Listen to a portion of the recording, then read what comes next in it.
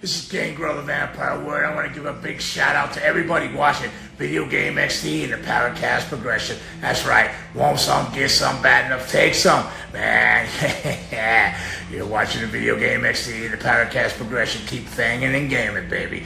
Or I would say fanging and banging, but you can keep fanging and gaming. Give everyone a blood blast and tell them Gangrel said so.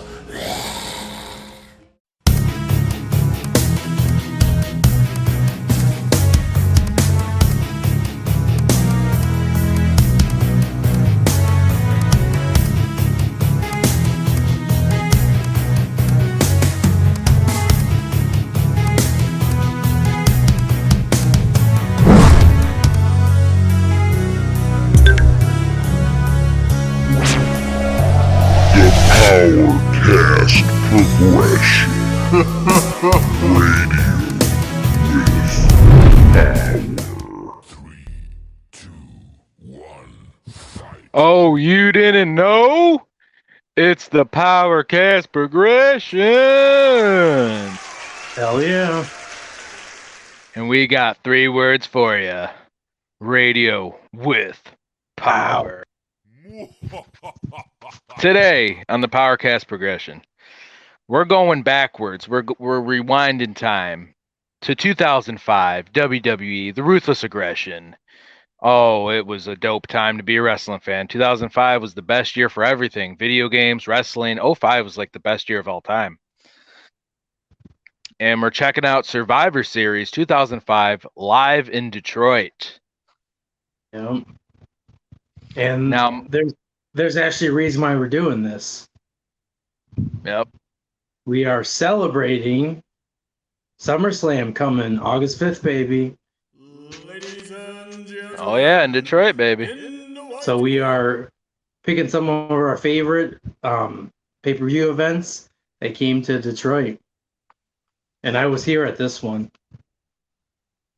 Well, Mark, I'm going to give it to you. Where was this held at? This was held at Jolis Arena, where the Red Wings used to play. I've been there a few times. I went there for a Raw in 2002. It was amazing. Yep. Which that's gone now. They tore it down. Now they play in Little Caesars Arena. Very depressing. Yeah. But I mean, it was really in bad shape. It was time, and this new arena is beautiful. So I mean, there's great memories, but at the same time, it was well needed for them to get a new arena, like big time.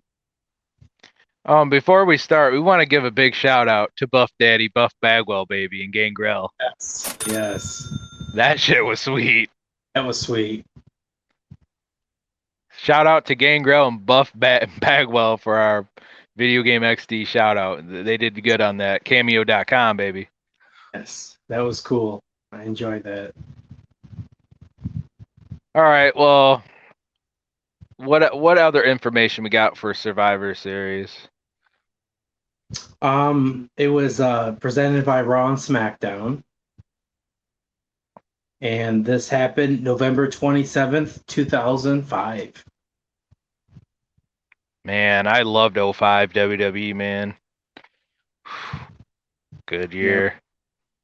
Yep. Especially SmackDown. SmackDown had a really good 05 year. Oh, yeah. And I was at the very top of the arena.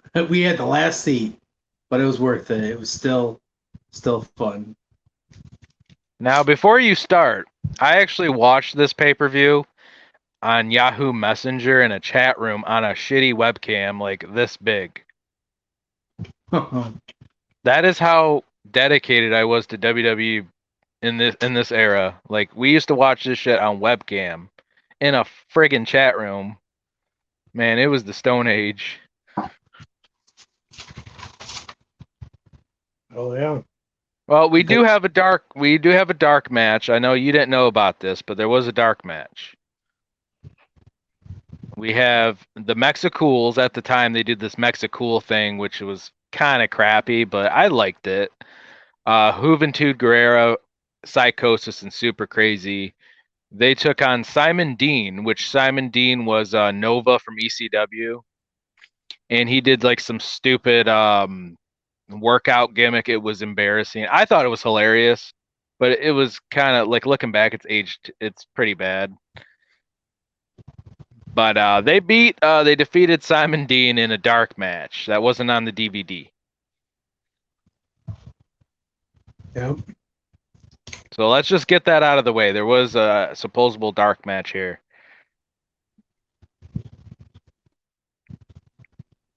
Oh yeah. All right, let's start with the show. I'm just chewing a little bit of food. Oh, I got my food too. Yeah. All right, so first match of the night, and I'm sure you remember this one. This is the best of 7 series for the United States title. T versus Chris Benoit. Booker T versus Chris Benoit. Now, like I said, this was back in 05, so I don't remember everything about this pay-per-view. I don't. You rewatched it. I didn't. Yes. So you're going to have to tell me what went down on here. I'm going to give you a little side note, and I'm going to tell you the reason why this best of 7 series happened. Because they actually had a match on SmackDown, and what happened was it was for the United States title, and they both kind of pin each other at the same time. So like they were 2 refs, and they were both like saying who they were saying no, Booker T won, no, Chris Benoit won, and it was just this huge argument. So they decided, let's make this best of 7 series. So this is the first match of the best of 7 series. Okay. Yep. Now, And I assume this match was amazing because Booker T is the top talent and Benoit was amazing. yeah, it was good. It was a good match. Was he King Booker? No, this was before King Booker. Okay. King Booker came later.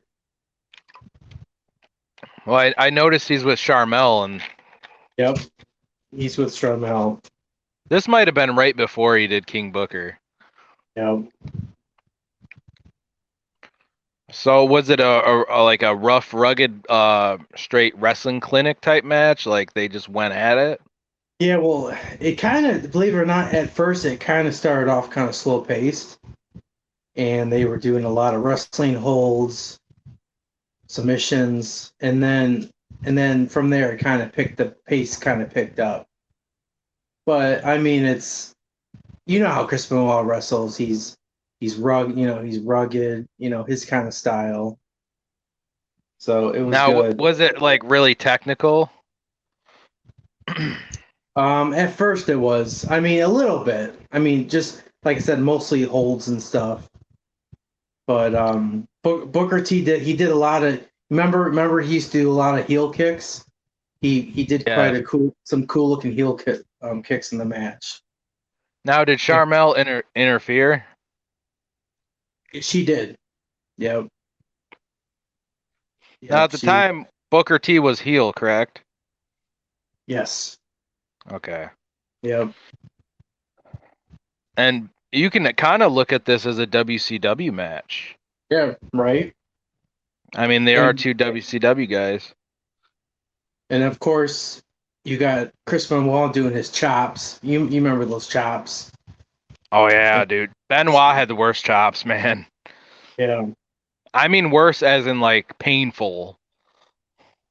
Yeah. Like that dude would like scar your chest all up. Yep. And of course, yep. And since they're in Detroit, and this is Hockey Town, they had to do a reference to that. So when Chris Benoit did his 3 German suplexes in a row, they called it the hat trick in Hockey Town. So I thought that was kind of cool. Because a hat trick is what you get in hockey when you score 3 goals. So that's cool. I thought that was pretty cool. Now, rating, what would you rate this match? I would say it's solid. It's not the best match I've seen from them too, but it was pretty good. I mean, it was an opening match. Yeah. The ratings are kind of hard for me at times, but if I have to say, I would probably give it maybe like a 7 out of 10. Okay. Now And Booker T defeated Benoit. he did, Oh. but he did it with the help of Charmel, of course. Heel. And pretty much what he did is like he did one of those like roll up pins, and you know how they use the ropes, they put their feet on the ropes. So Booker Yeah. T had his feet on the rope for leverage, and then Charmel kind of came over and she put her hand on his feet for more leverage. So she gave him an advantage, and the ref didn't see it. I want to bring up something. You know, people give WCW shit like, oh, they didn't let the guys, like Benoit become champ and blah blah blah. Well, didn't Benoit, wasn't he world champ in like '04 here? Because Benoit won the belt at WrestleMania 20. Now he's going back to the United States title. Yep, that's pretty much what happened. Yeah, then they put him on ECW like a year later. I think so.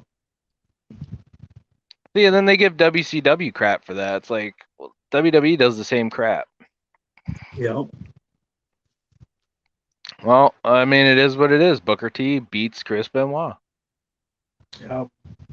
And then, so after that, we have a backstage segment that I would like to talk about. And you see Eric Bischoff, and during this time, they're trying. It's Team Raw versus Team SmackDown. So, and Eric Bischoff is going to have a match later in the night. It's general manager versus general manager. So he's going to go up against Teddy Long. So he's backstage with Vince McMahon, and he's saying, Team Raw's going to win, and I'm going to win my match. And he's dressed up in his karate gear. So he's got the black karate, gear going. So he's back there. And then John Cena comes over, and John Cena makes some joke about Eric Bischoff or something, that he's like, oh, you like dudes, or something like that, but I'm not into that. And then after that, he walks away. Eric Bischoff walks away, and then they're in Detroit, and Vince McMahon is like, he's like, what is good in the hood to John Cena. And then after that, he says, what's going on, my, he says the N word to him. Oh my god, this event he did that? Yeah, he says, he says that, but more the friendly version. But he says that only in Detroit, man. Only in Detroit. But it's funny. So like, and then Booker T's back there, and Booker T kind of looks at the camera, and then he looks at Shermel. He's like, "Tell me, he just didn't say that." So I thought that was kind of funny. Oh my god, I remember that segment. I didn't remember that was in Detroit though. Yeah, that was in Detroit. Wow. I also forgot Eric Bischoff is a black belt. Yep. Okay. So next match on the card. Next match on the card is Melina versus Trish Stratus for the WWE Women's Championship. Trish was over during this time, I remember. Nope. And she's got Mickey James out with her too. Hold up, wasn't Trish and Mickey James feuding? Not yet. This is that comes soon. This is just before. Okay. Mickey James hasn't became the crazy girl yet. Like we're just starting to learn about her. Dude, like 05, wasn't this like over 20 years ago? Yeah. Not quite 20 years. Dude, we're getting old, man. We're getting old. Not quite, because if it was 20, it would have to be 2025. So it's like all 18. Right. So now is Trish going face or heel during this time? Do you remember? Trish's face. Okay. And you got Melina's the heel in the match. Molina has Joey Mercury and Johnny Nitro M&M with her. They're out with him.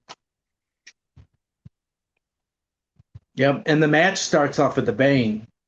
Like you got Molina outside the ring. They haven't even really got it. They've done their entrance and stuff, but they're outside. They're all outside the ring, all three of them. And then Trish does a splash off the turnbuckle onto them. So I thought that was kind of cool to start off the match. Molina was good. I miss her. Yeah. She was underrated. Especially the entrance. Remember that? And then at one time in the match, this is early in the match, you got M&M, which is, Mercury and Nitro. They go in the ring when the ref's not looking. They try to go in there and be sneaky, and they're going to do their finishing move to Trish. But then the ref sees it, and then the ref kicks them out of the match. They're rejected. So they're after that they're not there to cause any more problems. So they're out of there. Now, who was the referee? Was it Earl Hebner? I don't remember. Before he got fired. Might have been. I remember seeing remember the blonde guy from WCW? Charles Robinson? Yeah, I remember seeing him a lot through this match. This pay-per-view. He was good. Yeah. Didn't they used to call him Ric Flair's son? I think, I'm not sure. And then Trish does a really nice spine buster. And what else did we do? And then pretty much the reason why Trish won the match was because of Mickie James. I mean, Mickie James interfered in the match. But, in this situation, it's okay because they're the face. See, Mickie James always had a thing for Trish. They were like, Yeah.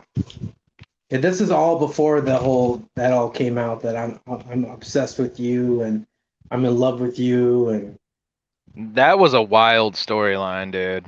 Yeah. So man, WWE back then had some crazy shit going on. Yeah, and I'll explain right now how this went down. So you had Trish was on outside of the rope right there, and Melina was about to kick her, but then Mickie James just kind of moved there, and then by doing that helped Trish to get the upper hand, and then she did her finisher, the Stratisfaction, which was like a modified version, and she won. So Trish retains the WWE Women's Championship. Now, this match was a Raw match, correct? Yeah. Well, I don't know. It was Raw versus SmackDown. Okay, Melina, so they're all like merged. Yeah. Pretty much. Some of them are, some of them aren't. Because I know some matches are SmackDown exclusives, Yeah. Like the Booker T and Benoit, that was a SmackDown match. Yeah. Yeah, this one was, Trish was from Raw, Melina was from SmackDown. That's cool. So Trish defeats Melina. Yep. And then after that, we got a live shot, outside view of Joe Louis Arena. They're talking about it. And then in the crowd, they have former Detroit Tiger, Dimitri Young. And they just do a little shout out to him.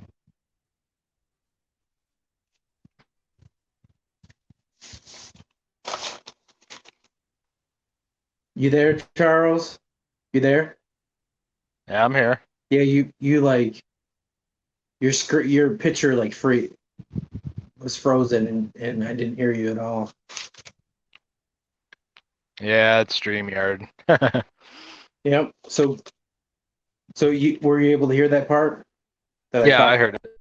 Yep. Okay. So after that, it goes to a backstage view. You see Triple H. He's in the locker room, and he's taping up his hands. And they are getting ready for the last man standing match. Triple H with his big ass nose. Yeah. And of course, they have their video, their video package of the feud.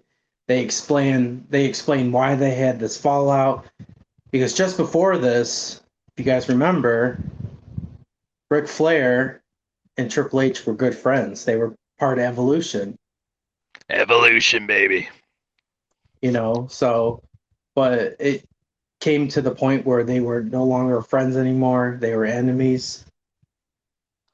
So Of course, they all split up. Yeah.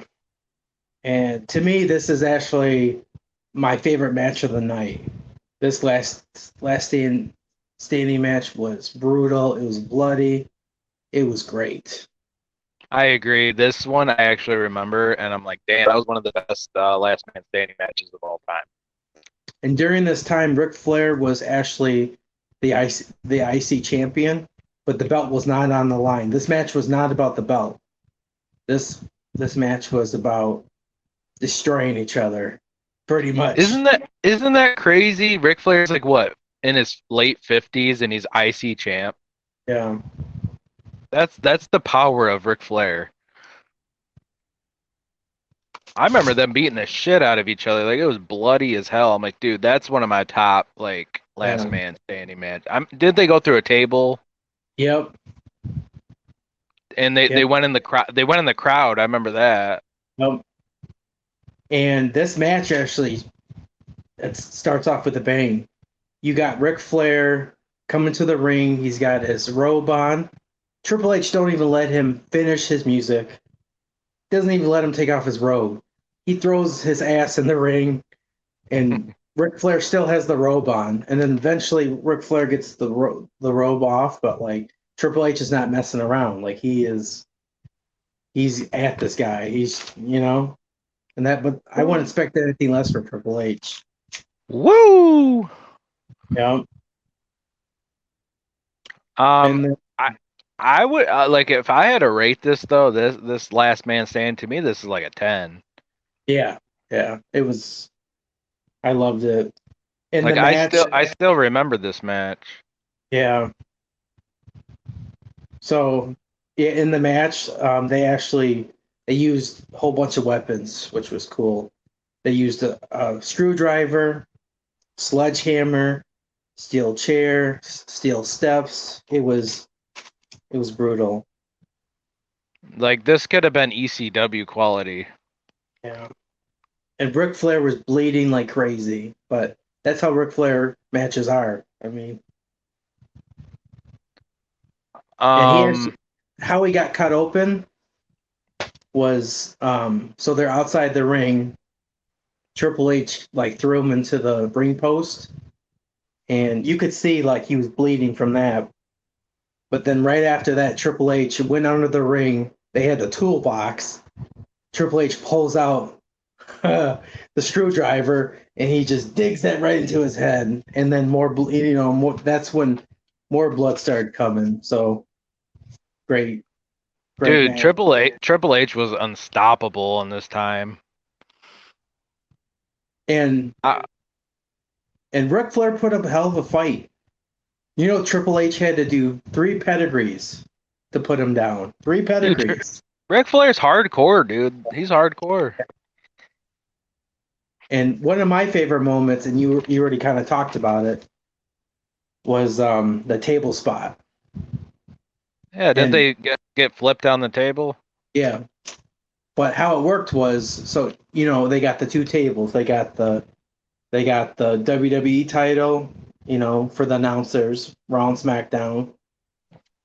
And then of course they got the Spanish table. So probably got destroyed, right? So Triple H and Ric Flair are on the WWE announcer table, and Triple H has him in the pedigree. So he's gonna do his move to the pedigree. Ric Flair does a back body drop to him. Triple H lands onto the Spanish announce table. It's broken. So that was a cool spot. And this is a last man standing match. So you have the count of 10 to get up. And during the match, Triple H actually got the mic, and he said, "Give up, Ric Flair." And Ric Flair would not give up. And at that point, when Triple H was in his face telling him that you're no good, Ric Flair takes his hand, puts it right on the family jewels. And The family jewel. yeah, he's the dirtiest player in the game. And then he was back in the match, and it was good. At one point, they used the steel steps. That was really cool. They used the steel chair. It was good. And When's the last time we've seen a last man standing match? been a while. They don't do And them anymore. the finish was perfect. Fucking, sorry for my language, but Triple H gets his good old sledgehammer out of the ring, and I think he hit him like once. He like give him this big shot to the face with a sledgehammer, and he finally won. But I mean, look at what he had to do to put Ric Flair away. He had to give him 3 pedigrees, and he had to hit him with a sledgehammer. Dude, Like, it says this match was 27 minutes. Yeah, Ric Flair is the OG, and he put up a hell of a fight. And this was definitely passing of the torch. Ric Flair, look, he's a great guy. I mean, look, he put Triple H over. Dude, that's crazy. He's like 60 doing a 27-minute match. Oh, He was old during this time, ever. All right, Triple H defeats Ric Flair. yep. And then at the end of the match, they got the EMT out there, and they pretty much have Ric Flair on the stretcher, and they take him out of the ring. His bloody carcass. Yeah. And then after that, we have another backstage segment. And this is the whole. Now they're trying to hype up. You got Team SmackDown versus Team Raw. They have this. They don't like each other. There's this huge feud going on between the two brands. And you got Randy Orton backstage. And he's kind of talking trash. He doesn't like Batista. During this time, he doesn't like Batista. And he's telling the other guys, because there's 4 other guys on the team. Oh, plus, the one including Batista. But anyway, so yeah, Randy Orton's talking trash to the other guys, and he's saying Batista's the weak link. He's injured. And Randy Orton says, I want to be the leader of this team. We don't need Batista. And then you got JBL back there. He's talking smack too. And then you got Bobby Lashley, Rey Mysterio. And then Batista overhears, and Batista's like, I'm the real champion. I'm going to be the leader. And then everyone else kind of agrees. And then Randy Orton's like, okay, fine. But then you could see Randy Orton's pissed because he wants to be the captain. So that's just a little segment kind of hyping up the main event. Okay. Yeah. And then after this, we have another cool little segment. Edge and Lita come out to the ring. Oh my God, Edge and Lita. Edge and Lita. And Edge has a big announcement. And he said he's going to debut a segment, a show, and it's going to be called The Cutting Edge. Okay. Yep. I thought you were gonna say live SEX on Raw. Not yet. I think that comes. I think that comes later. I don't think this is kind of in the beginning of that. Cutting Edge was cool. And then, of course, he's going to make fun of Detroit. He's going to. That's what the heel does, because he's a heel during this time. Well, and he's Canadian. Yep. And then, so he sees Dimitri Young in the crowd, which he's a Tiger player. And, he makes fun of him. He says that he's fat, he eats a lot of cheeseburgers, and he says baseball sucks and stuff. And Dimitri Young says, screw you. Like he talks on the mic and he says, we have all these championships, the line, and hold on, let me see. The Edge was on fire during this time. Edge makes fun of the Lions. He says the Lions suck. And The hell, he says, Edge? yeah, Edge, he says like during Thanksgiving, you can fall asleep because the Lions are not going to win. And Dimitri Young, he says, well, where's your championships? He says the Red Wings have all these championships. The Pistons have these championships, the Tigers. And then freaking Edge is pissed, and the crowd is saying you suck during this time, and they're calling Lita slut, like it's just, it's great. It's great. And Dude, then Lita put Edge over during this time. And then Edge is like, screw this place. He's like, I'm leaving like Ford and GM did. Because during that time, like GM and Ford closed down a whole bunch of factories. And then he's out of there. So he's just playing the typical heel. And after that, I didn't take a lot of notes because I do not like this person. I do not like this match. Oh, God. It's the WWE Championship match, John Cena versus Kurt Angle. Oh, my God. And Kurt Angle picked a special referee, Davari. Davari. And during this time, Kurt Angle actually did something kind of funny.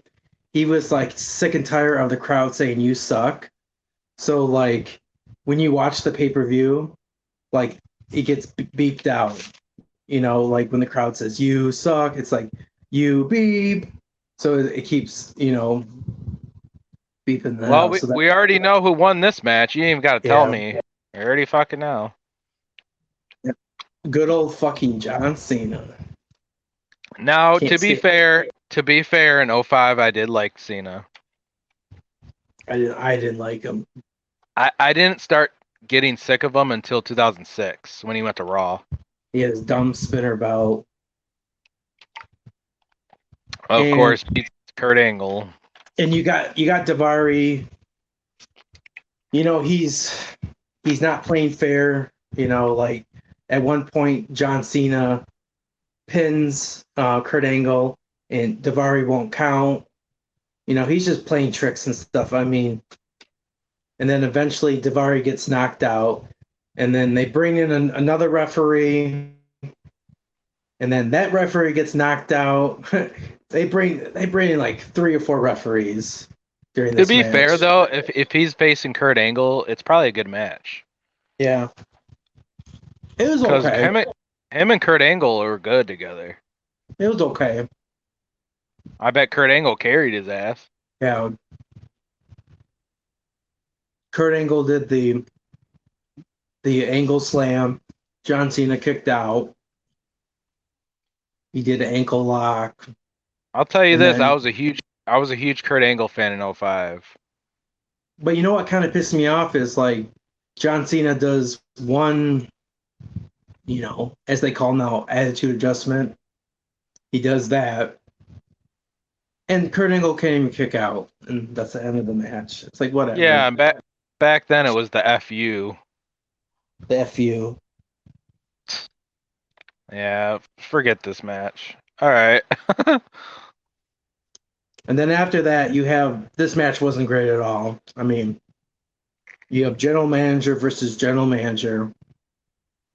Eric Bischoff comes out. He's in his karate outfit. And he's going up against Theodore Long.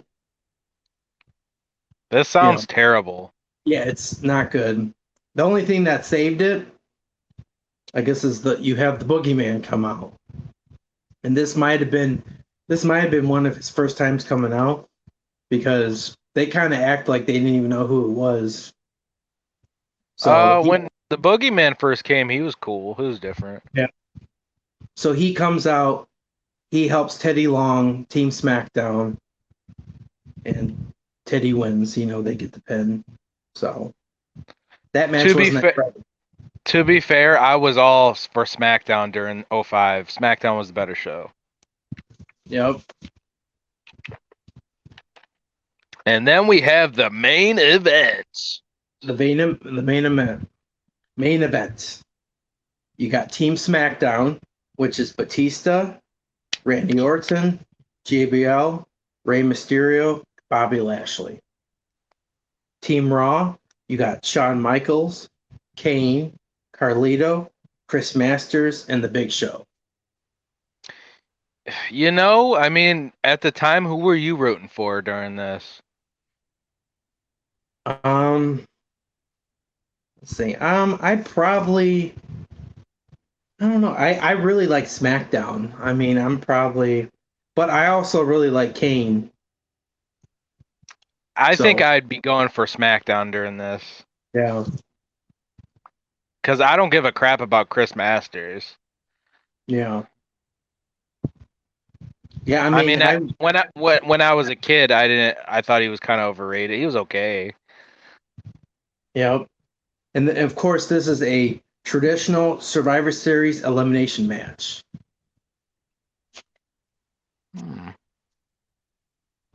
And I'm actually gonna say who got eliminated and stuff.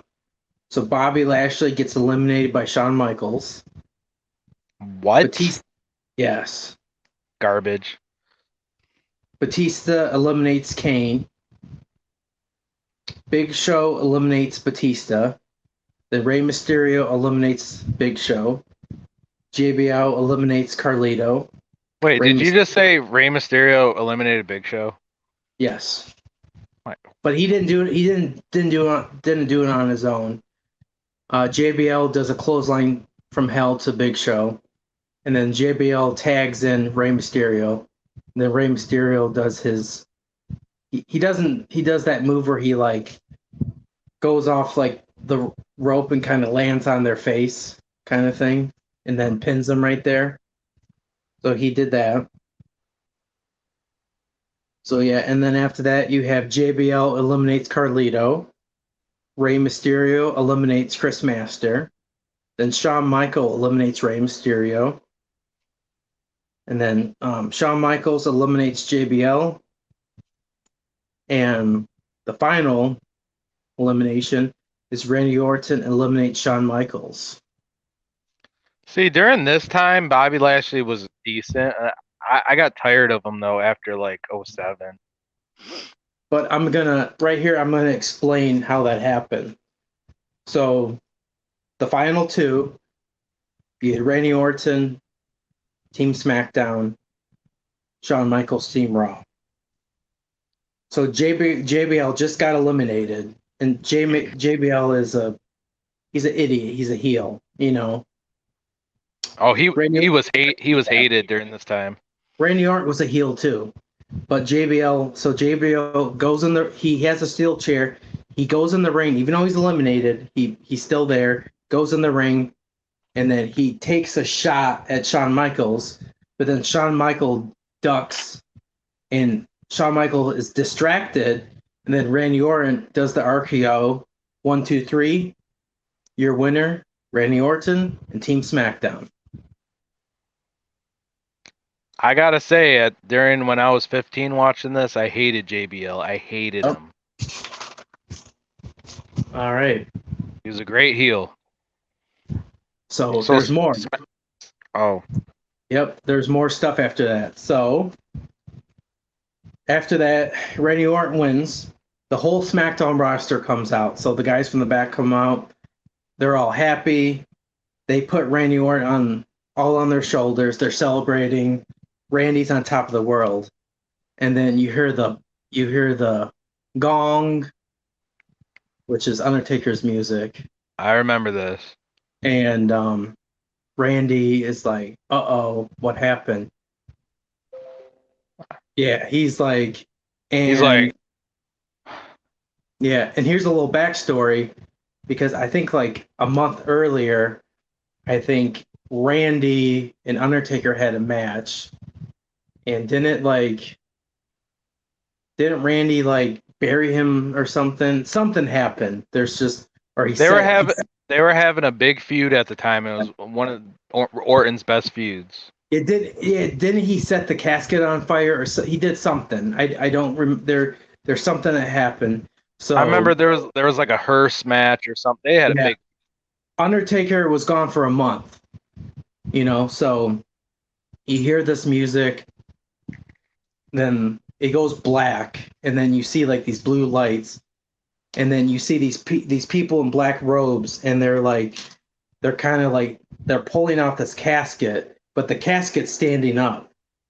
So this casket's on the stage, And then you hear, oh, yeah, and then you hear the music more. So you're really understanding now that this is Undertaker. Like Undertaker it's all coming. yeah. And then this huge lightning bolt comes down and it hits the casket, and the casket is on fire. It's on fire, and then I love it. Yeah, and then you see they keep showing Randy Orton's face, or Randy Orton, it's like he saw a ghost. And then Undertaker, yeah, Undertaker hits it, it flies open, he comes out, and then Randy gets the hell out of there. Yes, Undertaker comes to the ring, cleans house, beats the crap out of everyone, does choke slams, and pretty much that's the end of the pay-per-view. That kicked ass. I remember watching that on webcam. Like, dude, I was freaking out. I was like, dude, it's Taker, it's up. I was freaking out, man. Yeah, that was. Those were the good moment. old days. Those were the good old days. This pay-per-view was great. I enjoyed it. You notice Detroit gets all the good shows. Yep. So overall, what would you like rate the entire pay-per-view? I'd give it 8 out of 10. 8. Yeah. It's definitely highlighted in my favorite Ruthless Aggression eras. And that's good. 8 out of 10 is good. Because it's rare that I even give 10 out of 10. So getting an 8 out of 10 is very solid.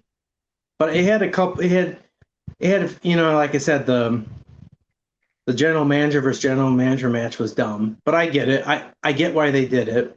But I'm just saying, like, that match wasn't that great. Honestly, out of this entire card, it looks really good. Yeah, but every other match was pretty good. I would say it's definitely rewatchable today. Yeah, it was great. Just for the Ric Flair Triple H match alone is great. Yeah.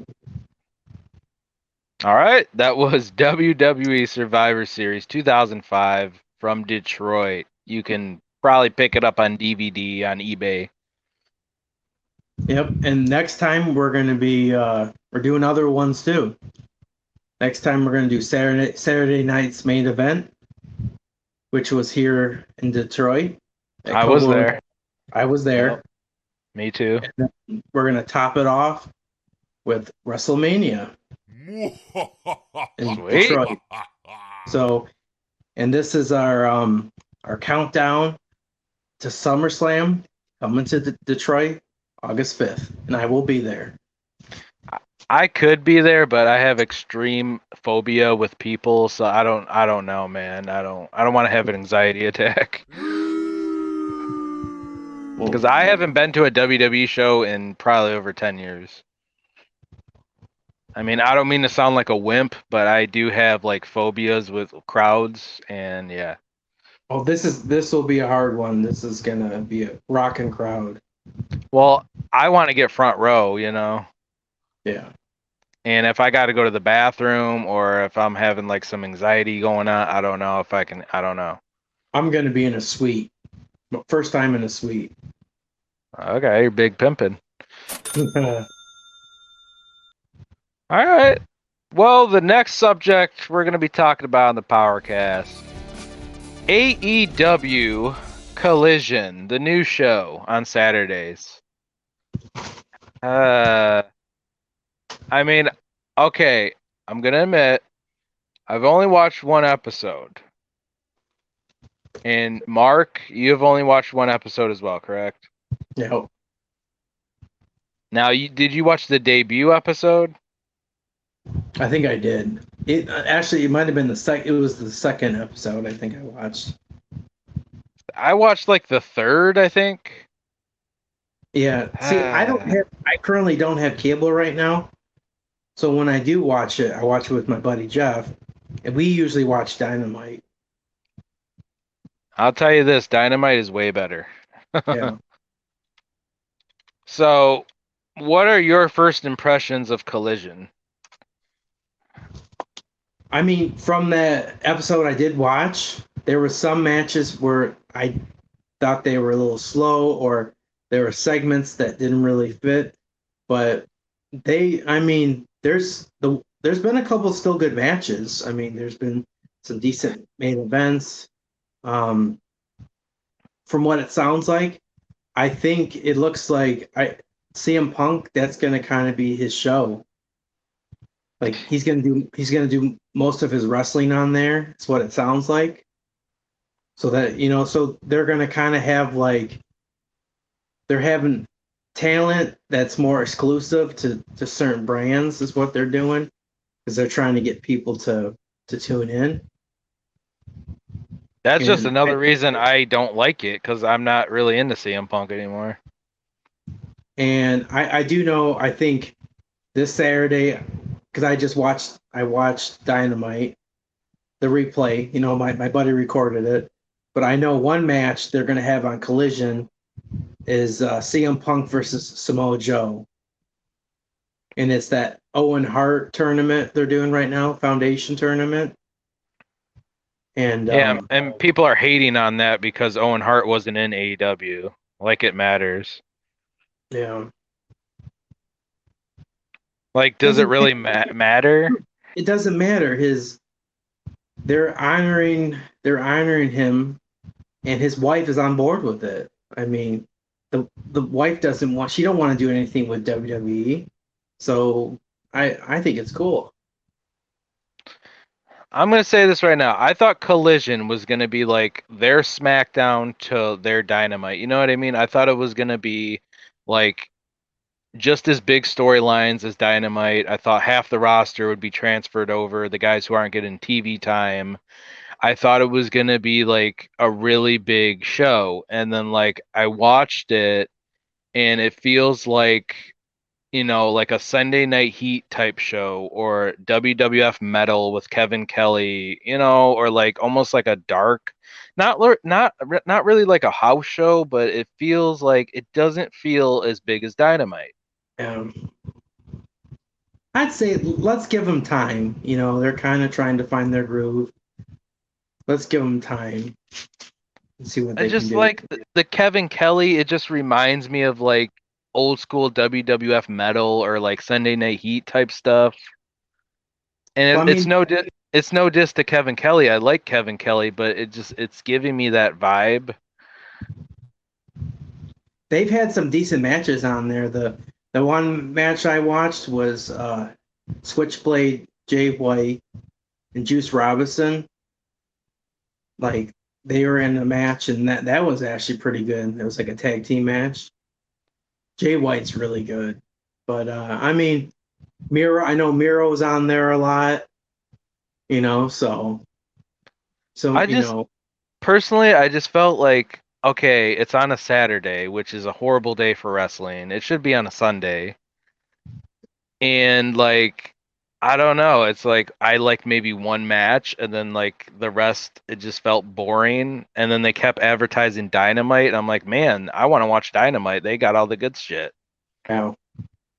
That's just my personal like first opinion of it, just watching it once. I And actually I totally agree. Saturday is not a good time for wrestling. Like people go no. out, people watch sporting events. You know what I'm Well, saying? Like, you also have to remember WWE pay-per-views are on Saturdays now too. And no one's going to miss a WWE pay-per-view to watch Collision. I'll tell you that right now. and here's the crazy thing: their ratings are getting affected right now. They don't even have college football on right now. Just wait until college football's on, because college football is on Saturdays. and then you got the NFL on Sundays. You know what I'm saying? So like, they probably should have honestly picked a time during the week. I know there's not a lot of days they can do it, but they should have picked a time during the week. To me, the best days for wrestling are Sundays, Tuesdays, Wednesdays, and Thursdays. Yeah. Just my opinion. Which But they could have done. They could have did Thursday because, I mean, I think Impact is on Thursdays, but you know, well, a lot who of watches Impact anymore? I don't people know. watch Impact. Impact is good. They've put on a solid product. They are really good. Just I mean, unfortunately, they I don't, they left. I don't hate Impact. I just don't know many people that watch it anymore. Yeah, they left a sour taste in people's mouths, and people kind of like they just think of it as it used to be when it got real bad, but it's actually is getting better. And I do want to check it out, but I just haven't got around to it because I used to be a huge Impact Wrestling fan back in the day. Well, But Impact yeah, feels like a house show. yeah. But I mean, they could have picked Tuesday or Thursday instead of Saturday. I don't get why they didn't want to do Tuesday. Another thing, when I was watching it, the crowd were assholes. I think they're in Canada, and I heard a lot of people saying this is boring, this match sucks. I was hearing that the whole time watching it. Yeah. And sadly, I kind of agree. A lot of the matches were boring. Besides, like MJF came out, and there's a lot of jobbers, a lot of top guys beating up jobbers. I'm like, so is this the jobber show? Yeah. Like, I don't want to watch a show where the top stars just beat up jobbers. It's boring. Especially if I'm taking the time out of my day on a Saturday night to watch wrestling, just to watch jobber matches, and then I don't know. It's not what I thought it was going to be. I thought it was going to be just as good as Dynamite, if not better. And it kind of feels like a CM Punk show / a Sunday Night Heat type show on a big budget. I mean, don't get me wrong. I love the look of the show. I like the ropes, the red. It reminds me of like Nitro or Raw. I like the logo. It looks like Nitro, even though they jocked it. But I think the show looks awesome. I love the vibe of it. But then once, like, I don't know. It just doesn't. It's not what I wanted it to be. But Um, that's just watching one episode. I can't really fully judge it yet. But that's that's kind of where I'm at because it's like I want to watch a little more until I kind of make my final thoughts on it because I haven't really sat down and really watched more than one episode. and my thing is, I'm not a CM Punk fan anymore. I think, like we said, That kind of is my problem too. I don't really care about CM Punk. and it's his show. It's basically his frickin' playground. And that's the And one I gotta say that's the one thing I'm very disappointed with AEW is that they let CM Punk come back. And I know there's probably things we don't know. And maybe they wanted to get rid of his contract, but maybe they weren't able to. Because I heard rumors that like if they tried to terminate his contract, he might sue. So I mean there could be some stuff we don't know about, but I don't like him, and I thought the product was better without him. my I thing thought, is, if I want to watch Samoa Joe versus CM Punk, I'll watch their Ring of Honor stuff when they're in their prime. yeah, which they You actually know, talk about that. They talk all about that how they this is like in the making, like 20 years later or something like that. I don't know. I watch CM Punk now. He's so like light in the ring. He's not like his old stuff. He looked like he was gonna annihilate you in the ring. Now it's like he's like hitting really weak, and like I just I don't think feel CM Punk. the only way they can kind of save him is if they turn him heel. Like CM Punk being a babyface, I don't like it. Like they need to bring him full blown heel, let him be the asshole he really is, and then maybe he'll get a little over. But this friendly CM Punk that says like, I'm gonna prove everybody wrong, and you know I still have my boots, and you know what I'm saying, like I'm keeping my boots in the ring because that's where it's like I don't fucking care about CM Punk. Don't care about him. My thing about Punk, I love his gimmick. I love his tattoos. I like his look. He kind of reminds me of me back in the day doing wrestling. That part I like about him. I just don't care about his attitude and how he is in real Yeah, life. And then his attitude. I don't. And we've seen it twice now. well, he And, brings it to the wrestling world, and he just comes off like the biggest asshole of all time. and we wanted to give him the benefit of the doubt, and we're like, hey, maybe WWE really did treat him like crap. Maybe he's a new person, but he's not. He's the same jerk as he was in WWE. It's like he believes in his own hype. He's like the little miniature, like, I'm gonna do whatever I do and screw you. Ha ha ha. Like, okay. You know? And like he's scrawny. I don't know. To me, Samoa Joe probably annihilated him. Yeah, I really don't care at this So point. but Collision. I don't know. Like I said, if I had to rate it from my first impression, I don't know, maybe like a 4 or 5. Yeah. I was hoping it was gonna be like, remember back in the day, SmackDown was just as good as Raw, if not better. That's what I thought Collision was gonna be. It was gonna, and like the crowd was just sitting there, quiet, bored. It kind of feels like Rampage. Yeah, like a high budget Rampage. Which Rampage is really not that good of a product either. Well, when you watch Dynamite, the crowd is so into it. Yeah. That's what I mostly watch is Dynamite. Dynamite's.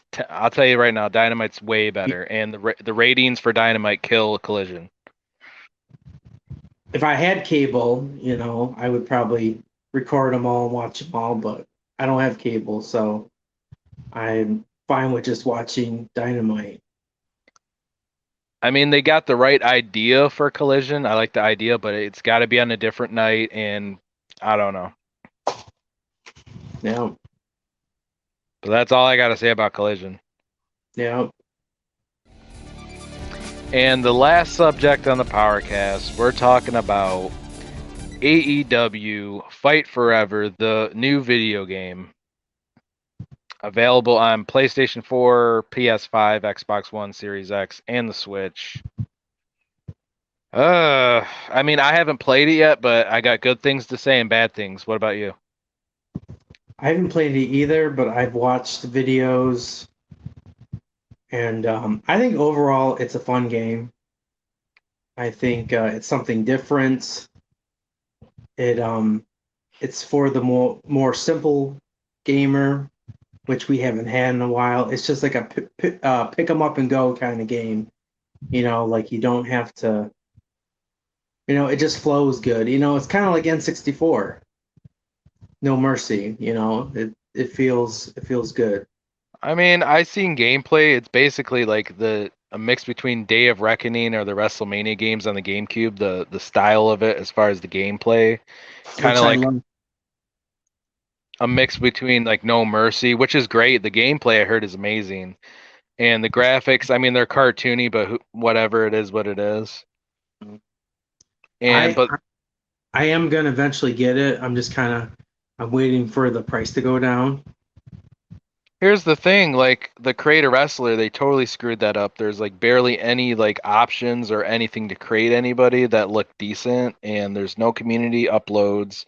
So they fucked up on Create a Wrestler, and I'm extremely disappointed in that because I wanted to download a lot of WWF, WCW talent, and I can't do that. I heard they don't have steel cage matches. I mean, they have blood and guts, I think. And they're adding updates over time, which thank God, because it feels unfinished. And they got that one I was just telling you about, the Stampede. Stadium Stampede. Stadium Stampede. That looks really cool. Make sure to watch that trailer. I was gonna buy it, but I'm like, man, I want WCW guys and I want WWF stuff, and like the crate mode sucks in it, so I'm gonna wait till they update that.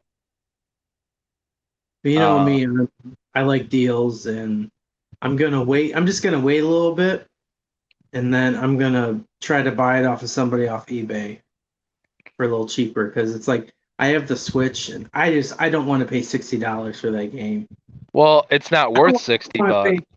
I don't want to pay $60 for a video game. Period. You know what I'm saying? Like, unless it's some retro game that I really want in my collection. But for a new game, I'm not paying $60. So I'm I IGN gave it like a 6 out of 10, yeah. and then a lot of people are saying it's worth like the $40 range right now, not full price. So I'm gonna wait. I'm just gonna wait a little bit, but I do plan on buying it for the Switch. I was gonna buy it like last week, but then once I really looked into it, I'm like, it needs more modes in it, more to do. There's just not They are, enough.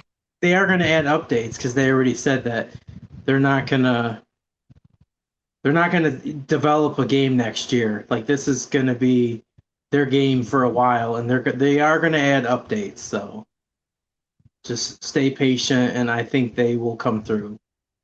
I hope so, because man, the creator, I don't know how Ukes and THQ messed that up, because they're the masters of that. Yeah. They've been developing wrestling games since late 90s, early 2000 era, so I don't know how they screwed that up. They got overwhelmed, and there's been a lot of ups and downs with this, so they probably just they did all they could do, you know. I'll tell you what, the hardcore matches in it look insane. Yeah, they got that barbed wire death match, which looks pretty cool. Like, you can grab pizza boxes and hit them over the box of the pizza box, skateboards, like crazy stuff. Yeah, and they got some fun looking little mini games in there too. Like you can do home run derby. That's kind of cool with your wrestler. Like there's Yeah, to me, it's basically the new Day of Reckoning, yeah. I definitely which is, want to. I'm definitely gonna give it a try. I'm waiting a little bit. I'm gonna wait until I can get a good deal on eBay. I'm buying it used off of somebody. I'm just Like, happy it made it to the Switch because, sometimes Nintendo don't get shit. because you know that that's what happens a lot. Someone will buy the game, they'll buy it, and then they'll beat it, and then they get sick of it. Then they'll sell it on eBay for 30 to 40 bucks, and that's what I'm looking for. I'm looking for that deal. You know, I'm all about deals. Cheapskate strategies. I'm a cheap ass, but I'm proud of it. Just be happy it made it to the Switch. Yeah, Because, WWE didn't make it to the Switch. yeah, But I mean, that's kind of all I gotta say about it. I mean, it yeah, looks it looks fun as hell. It looks like on the level of like Day of Reckoning, but like it needs more modes. yep. It That's all needs I it got. needs a little bit more content. But that was the PowerKast progression. Radio with Power tonight. Hope you guys enjoyed the Survivor Series 2005 pay-per-view review. Yep. And we're gonna be Live. doing more. We're gonna be doing more classic pay-per-view reviews. So look forward to that. I had a fun time doing this, and I want to do more. Yeah, next time we'll both watch it though, like, before. Yeah. Because, I mean, yeah, I watched it back in '05, but I haven't watched it in like 20 years. But eventually on the channel, I'm gonna be doing these on a regular. I'm gonna be doing a lot more. I have a bunch of TNA Impact stuff. I got more stuff that coming. ROH stuff. I might do some Wrestling Society X. I'm doing it all, baby. I'm enjoying this. He said Wrestling Society X. Oh, God. I got the complete series of that. I might do a couple little mini episodes of that too. We got to review ECW '05 One Night Stand.